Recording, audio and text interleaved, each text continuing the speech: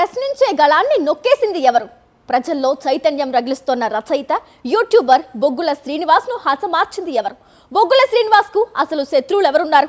ఎందుకోసం శక్తివంతమైన గొంతును లేకుండా చేశారు?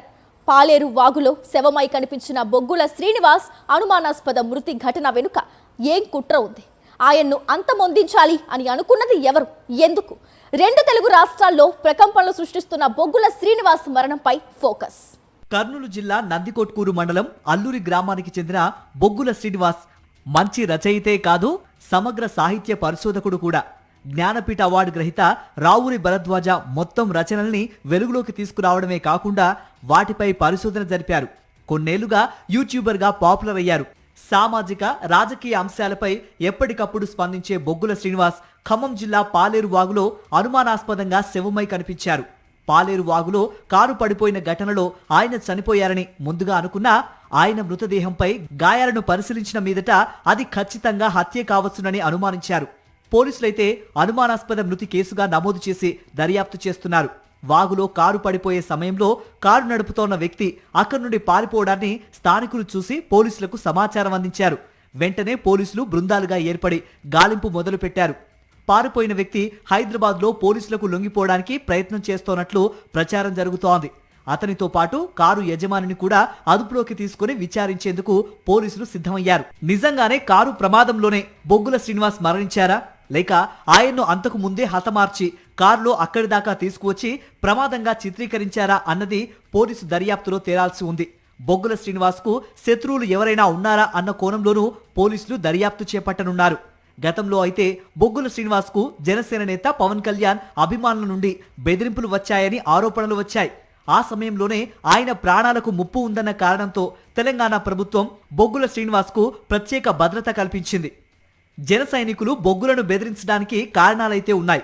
గతంలో పవన్ కళ్యాణ్ ప్రసంగిస్తూ ఎవరు డబ్బులిచ్చినా తీసుకొని ఓటు మాత్రం టీడీపీ బీజేపీలకు వేయండని పిలుపునివ్వడాన్ని బొగ్గుల శ్రీనివాస్ తప్పుబట్టారు. యూట్యూబ్ ఛానల్లో పవన్ పై మండిపడ్డారు.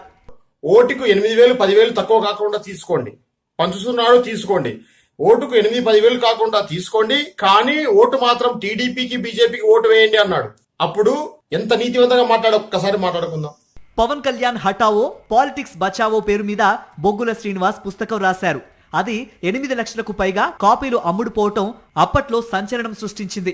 5 సంవత్సరాల క్రితం నేను పవన్ కళ్యాణ్ హఠావో పాలిటిక్స్ బచావో అని పుస్తకం రాసినప్పుడు అందరూ నన్ను చూసి నవ్వుకున్నారు.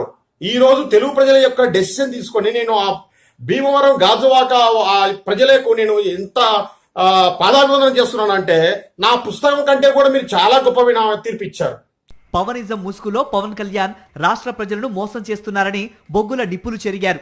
పవన్ది ప్రశ్నించే ఇజం కాదని, అది ప్యాకేజీ ఇజం అని బొగ్గుల ఆరోపించారు. పవన్ కళ్యాణ్ అనేవాడు ఏం చెప్తాడంటే పవనిజం అంట ప్రశ్నించే గలం పోరాడే నైజం, ప్రశ్నించే గలం పోరాడే నైజం, అదే పవనిజం అంట. ప్రశ్నించే గలం కాదు, ఇది ప్యాకేజీ గలం. ప్యాకేజీ గలం డబ్బు ఇస్తే పచ్చవాడు డబ్బు ఇస్తే తీసుకొని ప్యాకేజీ గలం. పోరాడే నైజం కాదు, ఇది వంచే నైజం. 2019 ఎన్నికల్లో దళిత ఓట్ల కోసం బీఎస్పీ అధినేత్రి మాయావతి కాళ్లు పట్టుకుని డ్రామా చేసిన పవన్ కళ్యాణ్ కమ్యూనిస్టు పార్టీలతో జట్టు కట్టినా ప్రజలు తిరస్కరించారని బొగ్గుల దుయ్యబట్టారు. సహజంగానే పవన్ కళ్యాణ్ అభిమానులు, జనసేన కార్యకర్తలు బొగ్గుల శ్రీనివాస్ పై విరుచుకుపడ్డారు. ఏ పార్టీ కోసమో బొగ్గుల అకారణంగా పవన్ కళ్యాణ్ పై విమర్శలు చేస్తున్నారని వారు విమర్శించారు. ఆ సమయంలోనే గుర్తు తెలియని దుండగుల నుండి బొగ్గుల శ్రీనివాస్ కు చంపేస్తామని బెదిరింపు కాల్స్ వచ్చేవట. ఈ నేపథ్యంలోనే బొగ్గులకు తెలంగాణ పోలీసులు భద్రత కల్పించారు. అది జరిగి చాలా కాలమైంది. మరి ఇప్పుడు బొగ్గుల అనుమానాస్పద మరణం వెనుక గతంలో హెచ్చరించిన వారి ప్రమేయం ఉందా అన్నది పోలీసులే తేల్చి చెప్పాలి.